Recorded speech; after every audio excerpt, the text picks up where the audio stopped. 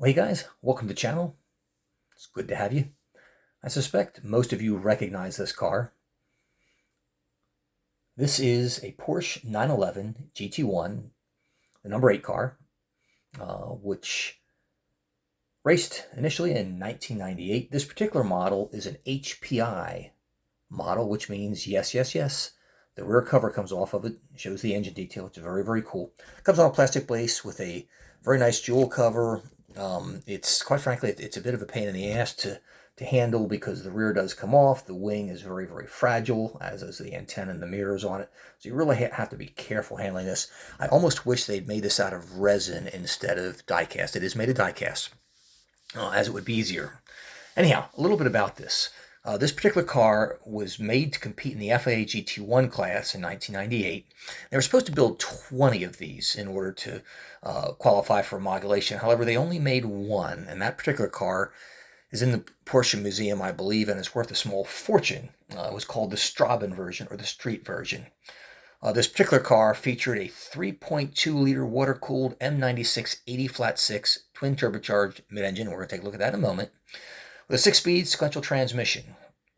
This particular car bore little resemblance to its previous versions of 1996 and 97, as it had significantly more downforce than the previous 2 years, which did reduce its maximum speed to about 310 kilometers per hour, 103 miles per hour. However, in a test at Le Mans, it did 205. Wow.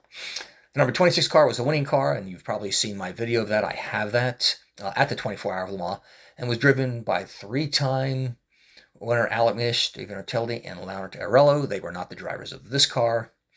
Anyhow, this one that you're looking at here is the number 8 version, which, as I mentioned, competed in the FIA GT Championship. And we'll turn around here, take a look at it. And the drivers were, I believe it's, I cannot think of his name, Jörg Mueller and Bob Wallach were the 3 drivers. If you take a look at this model, I mean, the detail on it is just absolutely exceptional. Very, very clean. Very, very sharp.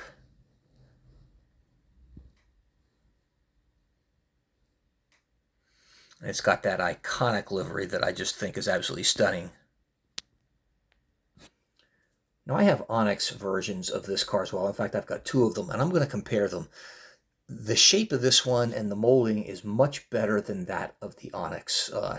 And it looks closer to what the real car looks like. Believe me, I've looked at videos of this car probably 100 times. In fact, I've gone over the entire 1998 season twice. And this is really a very good molding of it. Now, the engine cover is removable. And this is what it looks like underneath. Very, very sharp. And here's a cool look at it from the back. I just love that big diffuser. Look at the exhausts and how they just jut out of the rear of this.